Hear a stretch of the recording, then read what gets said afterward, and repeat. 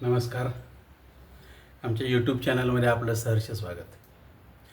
नेहमीप्रमाणे एक प्रश्न आलेल्या क्लायंटचा आणि त्यांची पत्रिका यांचा आपण अभ्यास करणार आहोत. तुमच्यासारखाच मीही अभ्यास करतो जेवढं मला येतं. कदाचित तुम्ही त्यातून शिकाल, कदाचित तुमचं वेगळं असेल तर मला कमेंटमध्ये आपण सांगू शकता. प्रश्न काय आहे यांचा? ह्या दोघांचं लग्न झालेलं आहे, त्याला आता 15 वर्ष झाली. ह्यांच्यामध्ये सततपणे भांडणं होत आहेत. खरं तर एका विशिष्ट वयानंतर आपल्याला एक समज यायला हवी, मग आपण लग्न केलं जातं. लग्नानंतर आपले बरे वाईट अनुभव आपल्याबरोबर असतात. हा अनुभवांचा ठेवा, तुमच्याकडे असणारा संस्कारांचा ठेवा, म्हणजे जो मुलगा आहे तो त्याच्या लग्नाच्या पूर्वी आईवडिलांचं अनुकरण करत असतो. त्यामुळे ते कसे वागलेत ते गुण याच्यात येतात. आणि ती मुलगी तिच्या विवाहापूर्वी तिचे आईवडील कसे वर्तन करत होते त्याचं ती अनुकरण करत असते. त्यामुळं ह्या दोन वेगवेगळ्या जोड्यांमध्ये जे गुणदोष आहेत ते इथे एकत्र येत असतात आणि मग त्याच्यातून काही प्रश्न तयार होतात की जे प्रश्न वादाचे मुद्दे म्हणून आपल्यासमोर येतात. शक्य आहे दोन वेगवेगळ्या कम्युनिटीमध्ये, दोन वेगवेगळ्या कदाचित काही वेळेला जातीमध्ये, काही वेळेला दोन वेगळ्या धर्मामध्ये, काही वेळेला दोन वेगवेगळ्या प्रदेशामध्ये, म्हणजे मुलगी पुण्याची आणि मुलगा कोल्हापूरचा, मुलगी कोल्हापूरची आणि मुलगा नागपूरचा असं असू शकतं. दोन वेगवेगळ्या प्रदेशामधले, दोन वेगवेगळ्या भाषांमधले असतात, दोन वेगवेगळ्या संस्कारांनी युक्त अशा लोकांच्यामध्ये विवाह होतात आपल्या. आणि त्यानंतर आपल्याकडं ट्रेनिंग नावाचा कुठला प्रकार नाही आहे. आणि सगळ्यात मोठं मीपणा सोडण्याची क्षमता आपल्यामध्ये नसते. त्यामुळे ह्या गोष्टी वाढत राहतात. बघूया ह्यांच्यामध्ये काय भांडणं आहेत. हे दोघंही आलते आणि दोघांच्या पत्रिका दिल्या आणि मला म्हणले काय मार्गदर्शन करता येईल तर बघा. कारण भांडणं झाल्यानंतरचे डॉक्टर बाजारात नाहीत, सायकोलॉजिस्ट आहेत, ते परवडण्यासारखे नाही आहेत. 1000 रुपये एका सिटिंगची फी आहे, त्यापेक्षा 100 रुपये देऊन ज्योतिषी परवडतो, अशी एक मानसिकता बाजारामध्ये आहे. त्यामुळे ते लोक येत आहेत, बाकी काही नाही. आता ह्यांच्या दोघांच्या वेदना काय आहेत बघा. दोघांच्या एकमेकाबद्दलच्या तक्रारी आहेत. त्या काय तक्रारी आहेत? पहिली तक्रार, दोघांचीही एकमेकाबद्दल सतत मोबाईलवर असतात. आता तुम्ही गरजे इतकाच त्याचा वापर करावा ही साधी माफक अपेक्षा आहे. परंतु आपल्याला तेवढं सतसत विवेक जाणवत नाही. एकदा वाहत गेलो की ते अजून अजून अजून पुढं बघावं असं वाटतं आणि मग त्यामध्ये जेवताना सुद्धा लोक त्याच गोष्टी करत राहतात. टाळायचा प्रयत्न करायला 100% पाहिजे. आता ह्या गोष्टी मोबाईलमध्ये येतील का नाही, म्हणजे आमच्या पत्रिकेमध्ये येतील का नाही माहीत नाही, पण पत्रिकेत काही निश्चितपणे चांगल्या गोष्टी असतात. दुसरं असं की खर्चाचा हिशोब विचारायचा नाही. तिला पैसे खर्चाला दिले, ती म्हणते मला हिशोब विचारायचा नाही, संपले पैसे. काय केले विचारायचं नाही. ह्यानं काय खर्च केला, तुमच्याकडे एवढे पैसे होते का ते विचारायचं नाही. दोघांनी एकमेकांना विचारायचं नाही. असं जर झालं तर मुलांच्यामध्ये हसं होणार आहे. आपलं विचारायचं नाही कसं, कुठंतरी आपल्याला अंकुश असला पाहिजे. पण हे जर असेल तर वाद होत राहणार. तिसरं आहे अवास्तव अपेक्षा कशासाठी करायच्या. अवास्तव अपेक्षा याचा अर्थ असा की त्या पुरुषानं ह्या गोष्टी स्त्रीनं माझ्या समोर आणून दिल्या पाहिजेत. माझे कपडे आणून दिले पाहिजेत, माझी बॅग भरली पाहिजे, माझा डबा भरला पाहिजे, माझी बाटली भरली पाहिजे, माझं सगळं कमी जास्ती आहे नाही बघितलं पाहिजे, माझा मोबाईल चार्जिंग लावला पाहिजे. मग तू काय करतोस? आणि हिची अपेक्षा त्यानं मला ह्यात मदत केली पाहिजे, त्याने हे केलं पाहिजे, त्यानं सांगितलं की ऐकलं पाहिजे, मी फोन केला या म्हणलं की आला पाहिजे, मी आमकामकं मला जायचं आहे म्हणलं की हातातली सगळी कामं सोडून मला तिकडं नेलं पाहिजे. ह्या अवास्तव अपेक्षा आहेत. काय आहे नियोजन, काय आहे, कुठं जायचं आहे का, आपण हे करूया का, विनंती थांबा नाहीच. एसटीला दांडकं घेऊनच गाडी थांबवायची, कसं काय जमेल आपल्याला? म्हणजे आपल्याकडं नम्रता हा शब्द जो आहे तो शब्द म्हणूनच आहे, जगण्यामध्ये नम्रता नाही आहे. चौथा प्रश्न यांचा असा, मुलांसमोर एकमेकांचा पाणउतारा करून काय मिळणार? मुलांसमोर असलाच आहेस तसलाच आहेस असली भांडणं आहेत. हा पण म्हणतो माहिती आहे तुझं सगळं, ते अमकंच आहे. आता ह्यामध्ये मुलं शहाणी होणार, अकाली शहाणी होणार. आणि वाईट म्हणजे काय, तो म्हणतो मी कधी हिची तुलना कुठल्या गल्लीतल्या बाईबरोबर करत नाही, पण ही मात्र माझी तुलना रोज गल्लीतल्या सगळ्या पुरुषांबरोबर करते. हे योग्य नाही. आणि खरोखर आहे, प्रत्येक व्यक्ती ही स्वतः युनिक अशी आहे. हिची तुलना कोणाबरोबरही कधी होऊ शकत नाही, ती करू नये. त्यामुळं आपली तुलना करत असताना आपल्या लक्षात येतं की कुठंतरी आपण चुकत चाललो आहे. आणि कोणाची तुलना करता, मग त्यात पण काही दोष आहेत, ते दोष चालतील का तुम्हाला? नाही चालत. म्हणूनच तुलना योग्य नव्हे. माझ्यात काहीच अर्थ नाही असा सारखा जप केला जातो, असं त्याचं मत आहे. माझ्यात काहीच अर्थ नाही, मग या शब्दाचे अनेक अर्थ होतात, अनेक. मुलं हसतात, मग ती म्हणते मग खोटं बोलते काय. मग ह्या सगळ्या गोष्टीचा त्याच्या मनावर इतका परिणाम होतो की त्याला ह्या घरापासून सुख कमी आणि दुःख जास्त असं वाटायला लागतं. आणि मग तो म्हणतो नाही, हे सगळं हाताबाहेर चाललेलं आहे. निश्चितपणे घरामध्ये एक हेड दुसरा उपहेड असं जर असेल तर हेडच्या हाताखाली उपहेडनं राबायला हवं. आपण जर 2 मुख्यमंत्री ठेवले तर दोघांच्यात मारामारी होईल. एक मुख्यमंत्री एक उपमुख्यमंत्री हेच पदं बरोबर आहेत. त्यामुळं कुणीतरी नाही बाबा तुम्ही मुख्यमंत्री मी उपमुख्यमंत्री, मी प्रत्येक विचारून गोष्टी करेन असं जर झालं तरच. नाहीतर एका गोष्टीला 2 हेड होणार नाही. एक पिशवी 2 खिळ्यां मिळून अडकवता येते का बघा, होणार नाही. कुठंतरी हे आपण एक पाऊल मागं घेऊन एक पायरी मागं येऊनच जगलं पाहिजे, तरच जगण्यात आनंद आहे आणि सुरळीतपणा आहे. नाही प्रत्येक गोष्टीत मी जर तुमची बरोबरी करू लागले तर फार अवघड होणार आहे. मग अवघड म्हणजे काय, प्रत्येक गोष्टीत तुमच्याबरोबर माझं झालं पाहिजे, मग मला समान अधिकार आहेत, ह्या जर गोष्टी आपण म्हणू लागलो घरामध्ये तर मग फार अडचणी येत राहतात. आणि समान अधिकार ही संकल्पना जरी असली तरीसुद्धा आपण त्या गोष्टी कुठंतरी एक पाऊल मागं घेऊन जगणं हाच जगण्याचा सुंदर भावार्थ आहे. परंतु तो आपल्याला मरेपर्यंत समजत नाही. आता अजून एक आहे, तिची तक्रार आहे, माझी हाऊस मौज काही केलीच नाही 15-20 वर्षात. म्हणजे हाऊस मौज म्हणजे काय पाहिजे होतं, काय होतं, नाही माझी हाऊस मौज झाली नाही. ह्या वाक्याचा फारसा अर्थ वेगळा दिसत नाही काही. म्हणजे तुम्हाला एक्सप्लेन पण करता येत नाही. तुम्हाला काय पाहिजे होतं, काश्मीरला न्यायचं होतं का कन्याकुमारीला का उटी बेंगलोरला का अमेरिकेला का पुण्याला इंग्लंडला, काय न्यायचं होतं? इथं खायची मारामार आहे घरामध्ये, भाडं द्यायची पंचायत आहे आणि काय सांगायला लागला आहे, पण हाऊस मौज झाली नाही. मग ती अमकी बघा तमकी आपली तुलना लोकांबरोबर करून आपण आपल्या घरामध्ये सगळ्यात मोठं भांडणं लावून जगत असतो. हे बंद करायला पाहिजे. आणि सगळ्यात शेवटी ती म्हणते आयुष्यभर रोज एकच वाक्य वापरते, माझ्या आयुष्याचं वाटोळं झालं. वाटोळं म्हणजे काय झालं ह्याचं काय सांगत नाही. सगळं छान आहे तरी माझ्या आयुष्याचं वाटोळं झालं. मग हिला एखाद्या कुठल्या तरी राजघराण्यामध्ये द्यायला पाहिजे होतं का? मग ती चूक कुणाची? वडिलांची. मग त्यांना जाऊन सांग.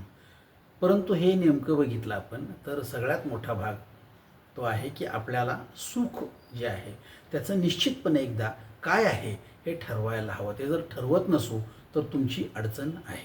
त्यामुळं बघा ह्या समाजामध्ये तुम्हाला एक विदारक चित्र दिसेल. अगदी 4 घरची भांडी घासून 5 ते 6 हजार रुपये फक्त महिना मिळवणारी बाई, नवरा असेल किंवा नसेल किंवा मिळवत नसेल तरी छान संसार करताना दिसते.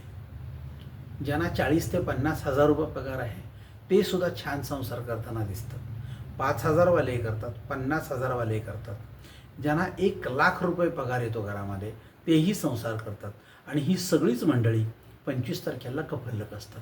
म्हणजे अर्थशास्त्र नावाचा विषय आमच्या खात्यात नाही. आम्ही 35 मार्काला शिकलो, बुद्धीचा अकलेचा काही संबंध नाही.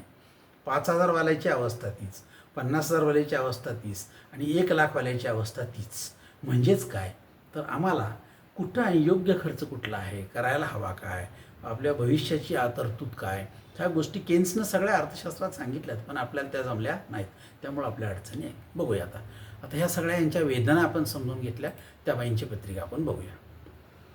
बघा, त्या मिस्टरांची पत्रिका आहे, त्यांचं नाव श्रीराम. 14/8/1970चा जन्म आहे. आपण पाहत आहोत हा 14/8/1970चा जन्म आहे. सकाळी 11:15 कोल्हापूरचा जन्म आहे. यांची रास आहे धनु, नक्षत्र आहे पूर्वाषाढा आणि तूळ लग्नाची पत्रिका आहे, नक्षत्र आहे स्वाती. आता ह्या दोन गोष्टी जर आपण बघितल्या तर लक्षात येईल की ह्यांची ही तुळ लग्नाची पत्रिका खाली दिलेली आहे. मॅडमची काय पत्रिका आहे? 21/6/1978, म्हणजे हा 70+8 8 वर्षाच्या फरकाचा भाग आहे. जरा थोडा जास्त आहे का कमी आहे? स्टँडर्ड डेव्हिएशन आपण जर काढलं तर तो 6 वर्षाचं येतं. म्हणजे अगदी शास्त्रानुसार जर आपण ठरवलं तर हा फरक किती असावा? 6 वर्ष. कमी असेल तरी प्रॉब्लेम आहेत, जास्त असेल तरी प्रॉब्लेम आहेत.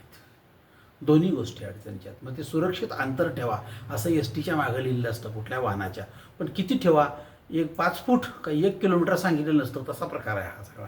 त्यामुळं 21/6/78 सकाळी 9:16 सोलापूरचा जन्म आहे.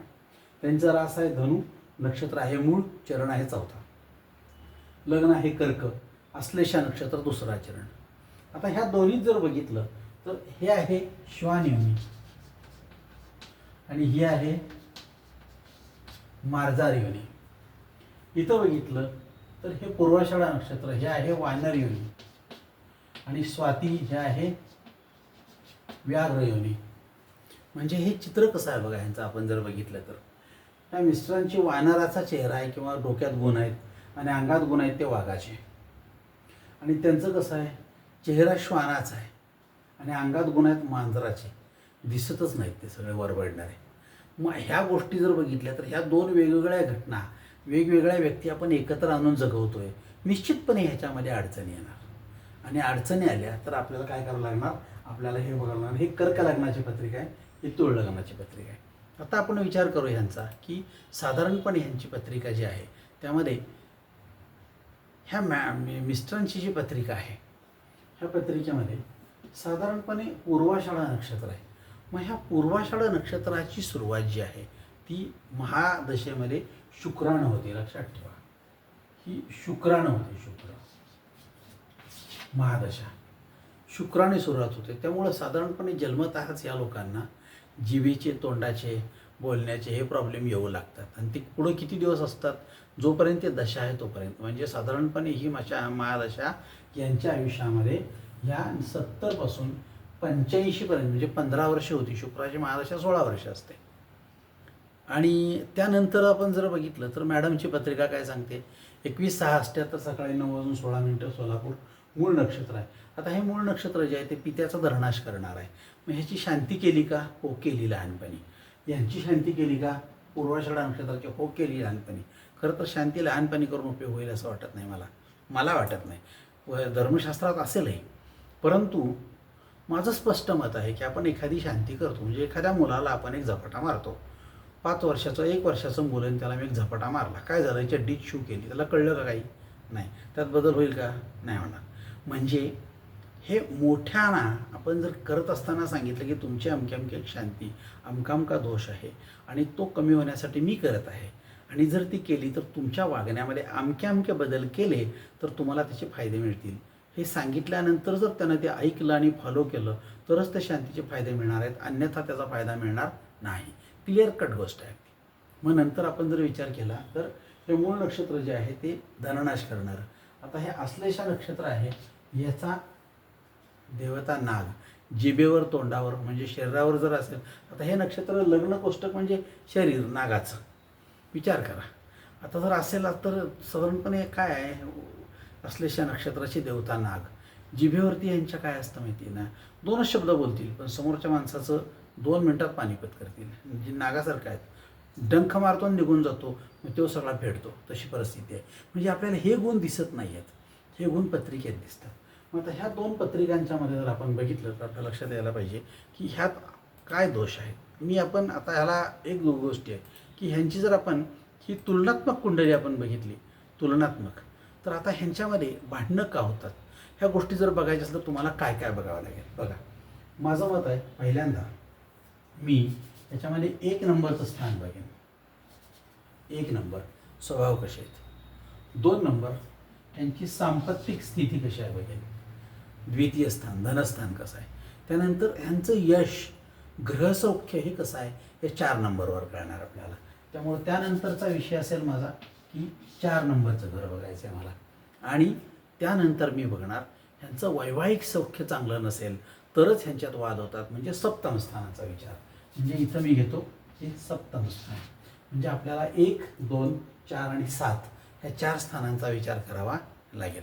आपण जर आता हे लग्न कुंडली दोन्ही बघितल्या तर आता एक एक लग्न कुंडलीवरून आपण त्यांचा अभ्यास करूया. बघा, पहिल्यांदा आपण बघणार आहोत प्रथम स्थानाचा विचार.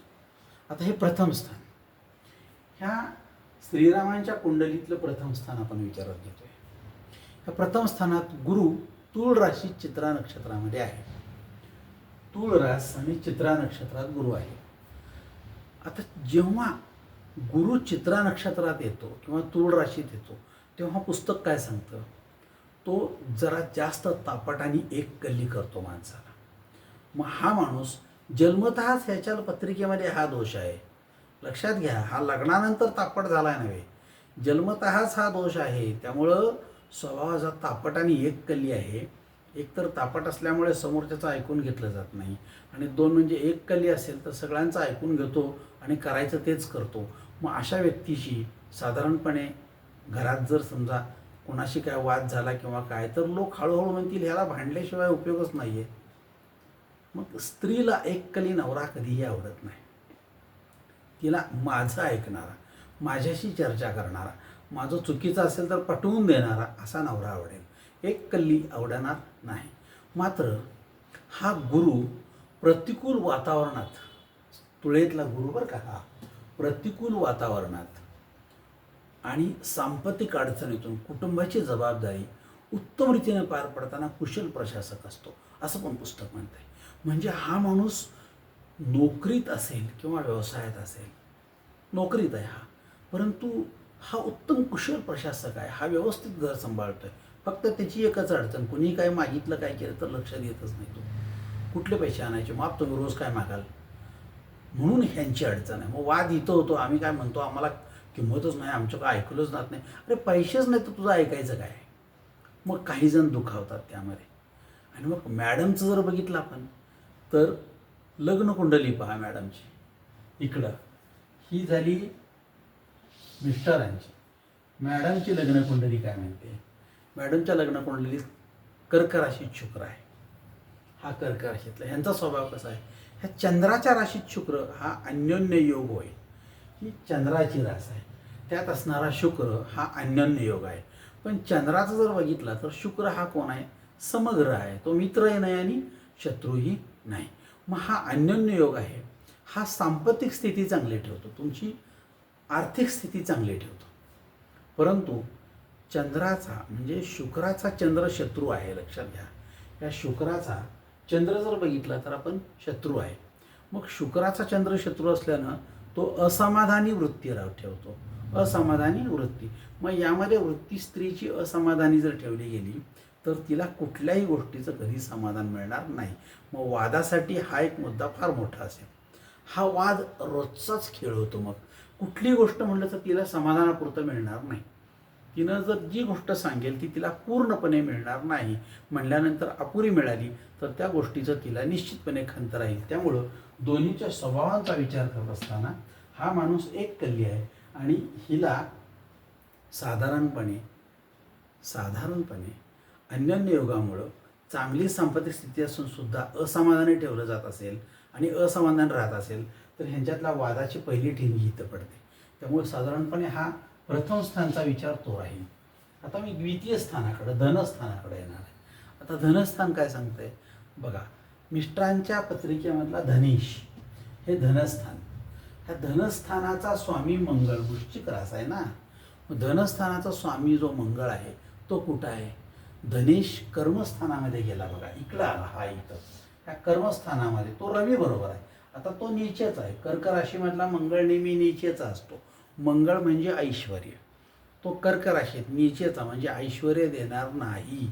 मंगळाची मुलगी नको म्हणतात त्याचं खरोखर कारण हे आहे की तिच्या पत्रिकेमुळं आमच्या घरामधलं येणारं किंवा असलेलं ऐश्वर्य कमी होण्याची शक्यता आहे, म्हणून ते नाकारली जात असेल, बाकी काही नाही. मग हा धनेश कर्मस्थानात रवी बरोबर आहे.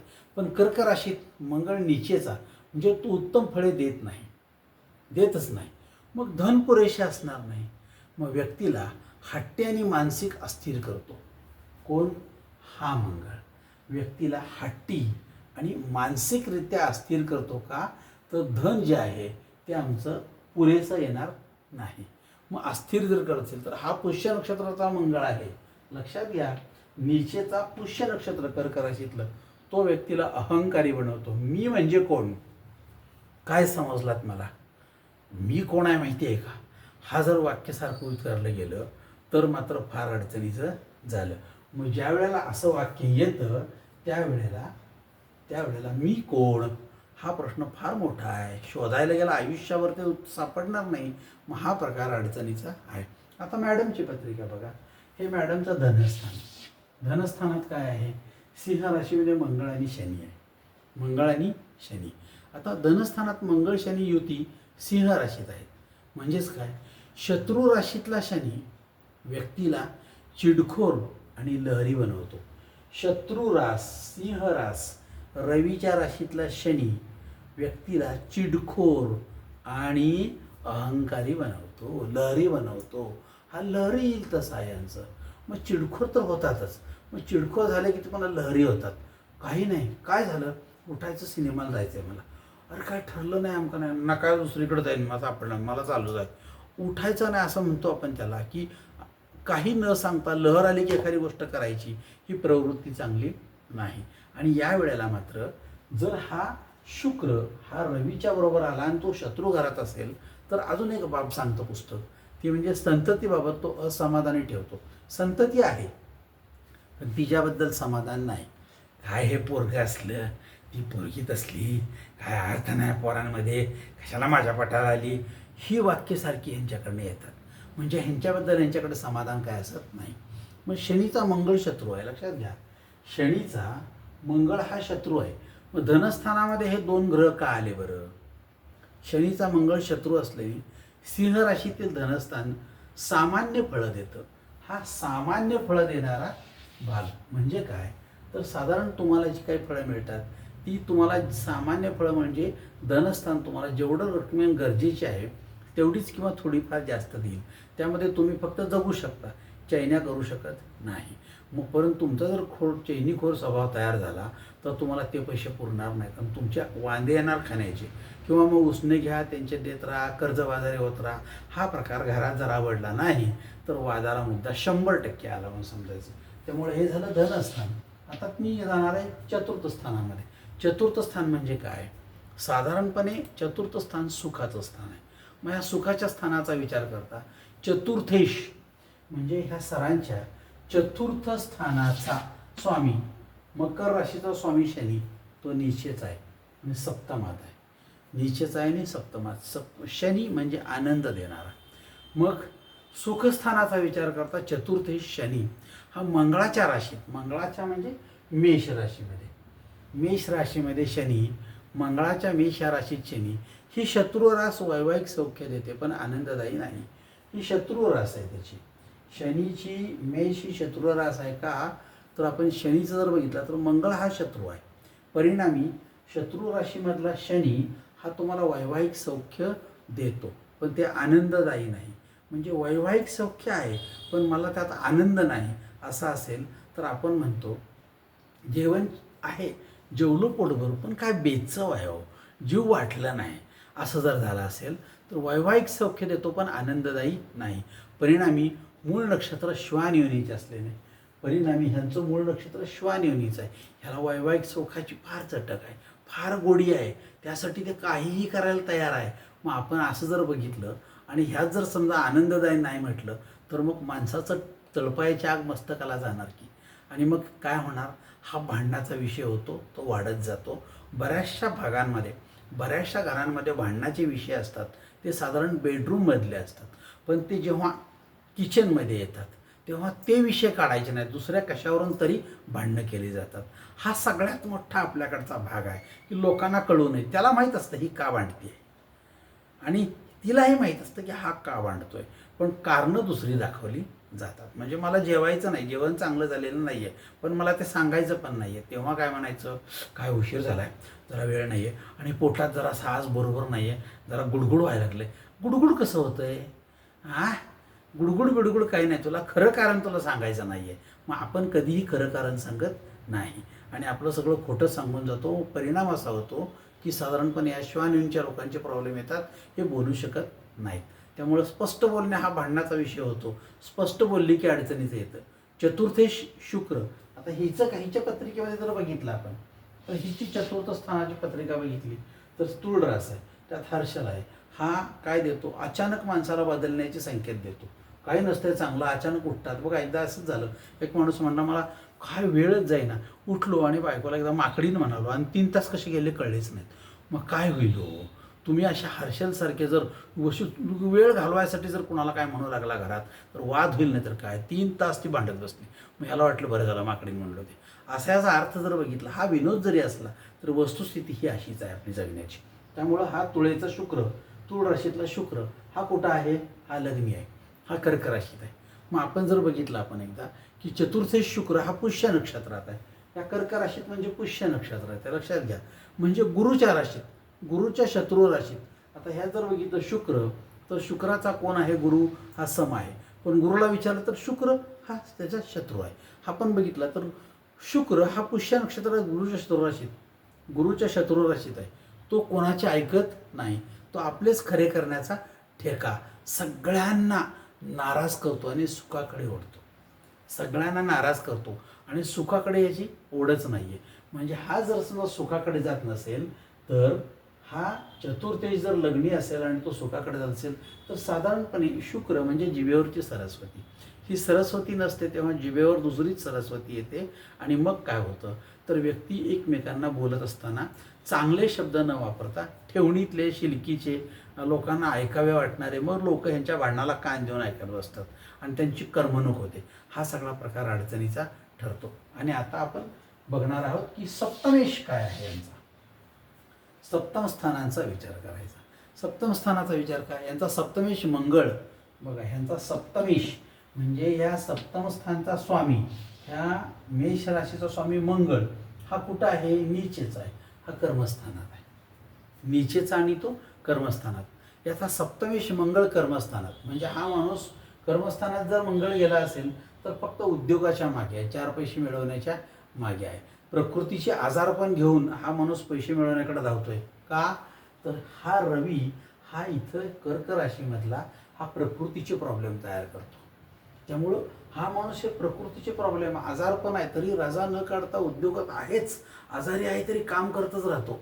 मग आपली इम्युनिटी कमी होत राहते. प्रकृतीचे आजारपण घेऊन पैसे मिळवण्याकडे धावतोय. याचा सप्तमेश रवी बरोबर, याचा हा सप्तमेश रवी याच्या बरोबर आहे. तर त्यांचं कसं आहे? मॅडमचं कसं आहे बघा. मॅडमचा सप्तमेश जर बघितला तर सप्तम स्थानात आहे मकर रास. याचा स्वामी शनी हा कुठं आला? हा इकडे आला बघा. हा सप्तमेश शनी कुठं आहे? शत्रुघरात. शत्रुघरातच गेलाय तो. सप्तमेश शनी जर शत्रुघरात गेला असेल तर काय होईल? सप्तमेश शनीबरोबर युती करतोय. कुणाबरोबर युती करतोय बघा? त्याचा सप्तमेश हा शनीबरोबर युती करतोय. ह्यांचा सप्तमेश हा इथं आहे, यांचा सप्तमेश हा मंगळ, ह्याच्याबरोबर हा सप्तमेश युती करतोय. मंगळ शनी युती, हा मंगळ शनी युती धनस्थानामध्ये. म्हणजेच काय? मग वैवाहिक, मानसिक, आर्थिक व शारीरिक सौख्याची होणारी हेळसांड घरात कलह करेल, नाहीतर काय करेल मला सांगा. मग घरात जर कलह होत असेल तर तुमच्या ह्या सगळ्या गोष्टींचा परिणाम, एकतर वैवाहिक सौख्य कमी होत जातं, मुलं होतील हा गोष्ट भाग वेगळा आहे, पण वैवाहिक सौख्य आहे का हा भाग आहे. त्यानंतर मानसिक तर नाहीच नाही. म्हणजे आपण एकमेकाला तोंड सुकं घेऊन काहीही बोलतो आणि जे नाही त्या सगळ्या गोष्टी काढत राहतो आणि त्या गोष्टी वाढवत राहतो, ते व्हायला नाही पाहिजे. आर्थिक प्रश्न जेवढा आहे तेवढाच भागवायला आपण शिकलो पाहिजे. उलट त्यापेक्षा कमीतच, पण जास्त नाही. गरजा वाढवायच्या नाहीत, पैसे असो अगर नसो. आणि सगळ्यात मोठं शारीरिक सौख्य की जे आत्ता आहे तेच मिळवायचं आहे. पुन्हा बघू, अमकं बघू, आत्ता आहे तसं छान, पुन्हा नको. ह्या जर गोष्टी आपण करत राहिलो तर फार छान होईल. त्यांना सल्ला दिलेला आहे, तो म्हणजे कुठला? तर तुम्ही काय करायचं आहे? घरात एखादी उदक शांती करा किंवा दर 4 वर्षांनी त्या वास्तूचं की वास्तुशमन करून घ्या, हे प्रश्न येणार नाही. तर मिस्टरांना सांगितलेलं आहे. पूर्वाषाढा नक्षत्र आणि मूळ नक्षत्र दोघांचं वेगवेगळं आहे. दोघांच्या 2 नक्षत्र सलग येतात. पहिलं मूळ येतं, नंतर पूर्वाषाढा. 2 दिवस 2 वेगवेगळ्या नक्षत्रावरच्या शांत्या करून घ्या. आणि तुमच्या पत्रिकेमध्ये काही नीचेचे ग्रह आहेत, ह्या नीचेचे ग्रह आहेत त्यांची काय करायला पाहिजे तुम्हाला साधारणपणे जप करून शांती करायला पाहिजे. आता ह्यांच्या पत्रिकेमध्ये शुक्र नीचेचा आहे आणि मंगळ नीचेचा आणि शनी नीचेचा आहे. हे जर तिन्ही ग्रह असतील तर तिन्हींचा जप करायला हवा. त्यांनी स्वतः इतरांच्याकडून नव्हे स्वतः जप करा. जप पूर्ण झाल्यानंतर शांतपणे थांबून काही दिवसांनी किंवा जमेल तसं त्याचं हवन करून घ्या तर त्याचं उत्तम फळ आहे. मॅडमच्या पत्रिकेची अवस्था हीच आहे. मॅडमच्या पत्रिकेमध्ये शनी शत्रू घरात, गुरु शत्रू घरात आणि ह्या जर दोन्हीचा विचार केला तर आपल्याला असं लक्षात येईल की शनीचा आणि गुरुचा जो जप आहे तो त्यांनी स्वतः करायचा आहे आणि जप पूर्ण झाल्यानंतर त्याचं हवन करायचं आहे. निश्चितपणे या गोष्टी केल्या तर सुद्धा तुम्हाला निश्चितपणे हा भांडणं कमी होताना दिसतील. पण अजून एक भाग असू शकेल, तो म्हणजे कुठला, तो पाहिला नाही पण असू शकेल. ह्यांना 2 मुलं आणि 1 मुलगी. ह्या मुलांच्यापैकी जर एखाद दुसरं मूल व्यतिपात किंवा वैधृती योगावर जर जन्मला असेल तर साधारणपणे मातेला शोक प्राप्त होतो. म्हणून आईला तिचं मानसिक संतुलन गेल्यामुळे सुद्धा हा वाद उत्पन्न होण्याची शक्यता आहे. आपण पाहिला नाहीत पण त्या पत्रिकासुद्धा पाहणं गरजेचं आहे. जर आपण या गोष्टी टाळल्या तर निश्चितपणे हे घरातली वाद किंवा भांडणं कमी होतील. घर हे देवाचं मंदिर आहे. तिथं मोठ्यांदा बोललेलं सुद्धा देव ऐकतो. शिव्या तर ऐकतो. आपण काय चुकीचे कामं करतो तेही ऐकतो. म्हटल्यानंतर आपण ह्या गोष्टी जाणीव ठेवा की देव आपलं ऐकतोय, सगळं रेकॉर्ड होतंय. म्हणून आपण शहाणं व्हायला हवं. आज नाही झाला तर उद्या व्हाल ही अपेक्षा करतो आणि थांबतो. करेक्टपणे ह्या गोष्टी जर करून घेतल्या तर निश्चितपणे यांच्या घरातली शांती